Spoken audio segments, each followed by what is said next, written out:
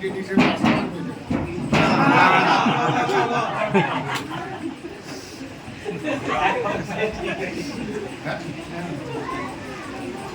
সময় সুযোগ হয় না সত্যিকারের আসা, কিন্তু মনে ইচ্ছা আছে আসা, কিন্তু সময় সুযোগ সত্যি হয় না।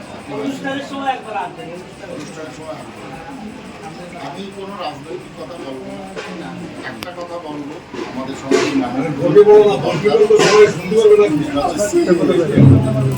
এটা রাজনৈতিক দ্বন্দ্বে যাওয়া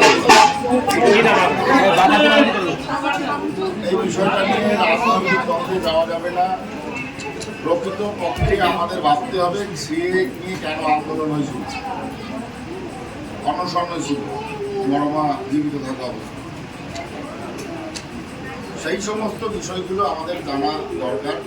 কারণ রাজনীতির জন্য বিভ্রান্ত করবে অনেক, মতুয়াদের ভোট টানার জন্য অনেক কিছু করবে অনেকে, আমার সেই প্রশ্ন যাব না। কিন্তু সিএ আমাদের অ্যাপ্লিকেশন করা দরকার এই কারণে যে আমরা সকলে বাংলাদেশ থেকে আসছি, আমরা সকলে বাংলাদেশ থেকে আসছি। ভারতবর্ষে আমাদের উদ্বাস্তু হিসেবে মানুষ ধরে, আর যে কারণে আমরা বিভিন্নভাবে আমাদের ঘরের সন্তানরা আজকে অপদস্থ হচ্ছে।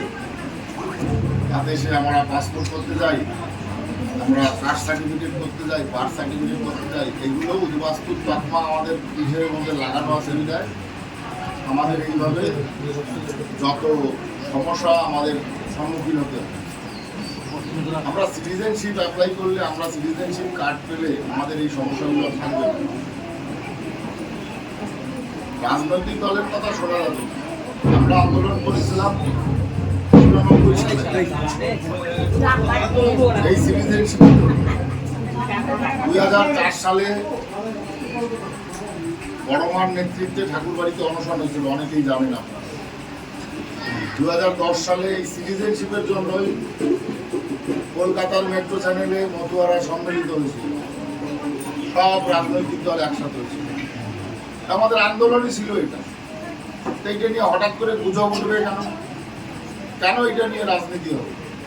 তাহলে আপনাদের এই জিনিসটা বোঝার অবশ্যই ক্ষমতা আছে যে সিটিজেনশিপ নিয়ে কেন আন্দোলন হচ্ছে। যেহেতু আমরা বাংলাদেশ থেকে আসছি সবাই, কিন্তু আমাদের এই দেশের নাগরিক হিসেবে আমাদের দাম দেয় না। যে কারণে আমার ঘরের সন্তানরা যখন পাসপোর্ট ইনকোয়ারির জন্য ডিআইবির কাছে যাচ্ছে, তাদের ৭১ সালের আগে দলিল চাই, নাইলে কোনো ডকুমেন্টস চাই। এগুলো কেন হবে? সে যদি প্রকৃত নাগরিকই হয় তাহলে তার সাধারণ ইনকোয়ারির মাধ্যমে তার পাসপোর্ট করে দেওয়া উচিত, তার কাস্ট সার্টিফিকেট করে দেওয়া উচিত, তার বার্থ সার্টিফিকেট করে দেওয়া উচিত।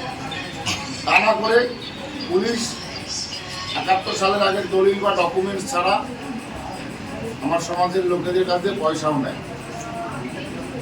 এই পয়সা কার পকেটে ঢুকে? আমার এটা প্রশ্ন, এই পয়সা কার পকেটে ঢুকে? তাহলে তার সিটিজেনশিপ হয়ে গেলে তার পয়সার অভাব করতেছে, কারণ আর তো পুলিশ চাইতে পারবে না। সিটিজেনশিপ কার্ড যখন হাতে আসবে তখন তো চাইতে পারবে না যে ৭১ সালের আগে দলিল দেবো না পয়সা, তখন তো আইনে ভাসবে। সেই কারণে এই বিরোধিতাটিতে এত কিছু হবে। তো আমরা অনেক আগে দিয়েই এর প্রস্তুতি পর্ব আমরা নেওয়া শুরু করে দিয়েছিলাম। আমি উদ্যোগ নিয়েছিলাম ঠাকুরবাড়িতে মতুয়া মহাসংঘের সদস্য হওয়ার জন্য। অনেকেই সদস্য এখানে আছেন মতুয়া মহাসংঘের। আমরা মতুয়া মহাসংঘ তাদের হয়ে অ্যাপ্লিকেশন করে দেবো, তাদের কোনো দায়ভার নিতে হবে না, সমস্যা নিতে হবে না, কোনো বাংলাদেশের কোনো কিছু লাগবে না, কোনো ডকুমেন্টস লাগবে না বাংলাদেশে।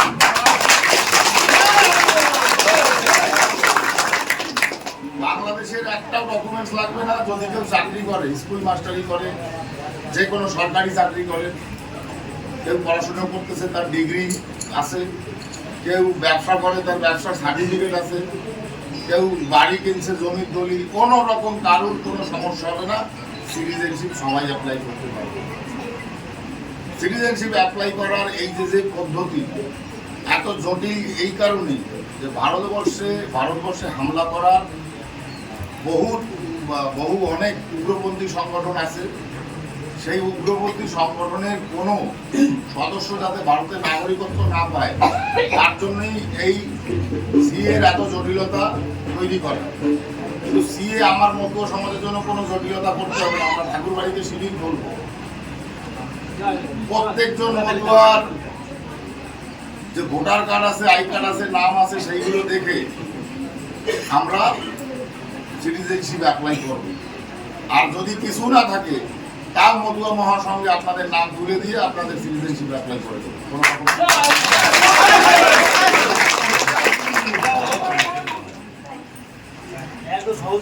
সরকার সিটিজেনশিপ দিয়েছে আপনাদের জন্য, আপনাদের এত আন্দোলনের কারণে, এত আন্দোলন, এত অনশন আমরা করেছি যে আমাদের সিটিজেনশিপ দিতে বাধ্য হয়েছে। এটা কোনো নতুন রচনা বা রটনা না, এইটা আমাদের অধিকার। যে ভারতবর্ষে আমাদের ক্যাম্পে যে মানুষগুলো থাকে তাদের উদ্বাস্তু বলে, শরণার্থী বলে।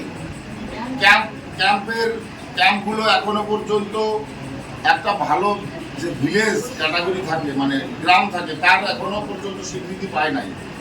তাহলে এইগুলো তো কেন হয়েছে? এগুলো শুধু উদ্বাস্তু থাকার জন্যই এই অবস্থায় রয়েছে।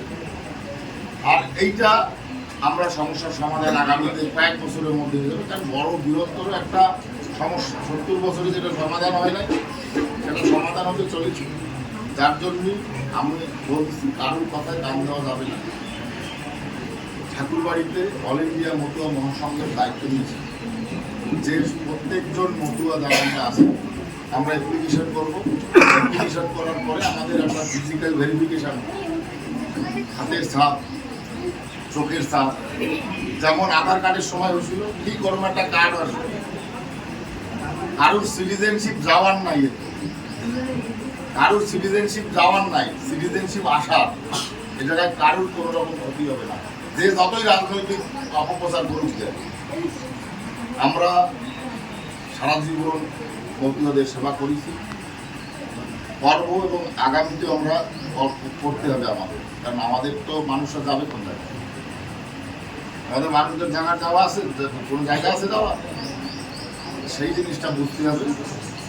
বুঝে কোনো রকম সমস্যা নাই, সবার অ্যাপ্লিকেশন আমরা করবো। আমি এই বলে আমার বক্তব্য শেষ করবো।